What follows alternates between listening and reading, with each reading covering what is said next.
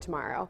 Well, it's the start of a new year, and for folks in Illinois, that means changes are on the way. That's as new laws are officially hitting the books today.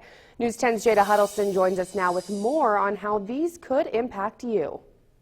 Sarah, hundreds of new laws are going into place in the land of Lincoln starting today. Everything from protecting workers to safer roads and better medical coverage are just a few of the changes you might see.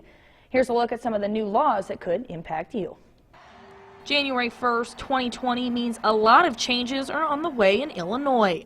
With hundreds of new laws taking effect, here's what you need to know for the start of the new year. One of the laws that's had people talking the most, the legalization of marijuana. Anyone over the age of 21 is now legally allowed to smoke weed. Those adults are allowed to possess up to 30 grams of marijuana. This means thousands of expungements will take place for those with low-level marijuana convictions. Illinois is now the 11th state to legalize. Another new law aims to keep everyone safe on the roadways. Harsher penalties will now be in place for anyone who breaks the move over law, also known as Scott's Law.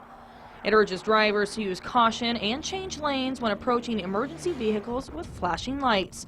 This comes after 2 Illinois state troopers were killed in 2019 from drivers hitting their stopped squad cars. I don't see many cars pull over. Most cars fly right past the emergency vehicles. I want to go to home with my kids just like anybody else.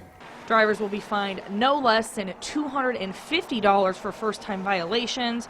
If it happens a second time, it will cost you at least $750. If there's damage or injury, your driver's license could temporarily be suspended. Drivers could also be feeling another hit to their wallet. That's as the fees for license plates are jumping. Instead of paying $101 for a new sticker, drivers will now pay $151. Title fees were also increased in July. Drivers will now pay $150 instead of the previous $95.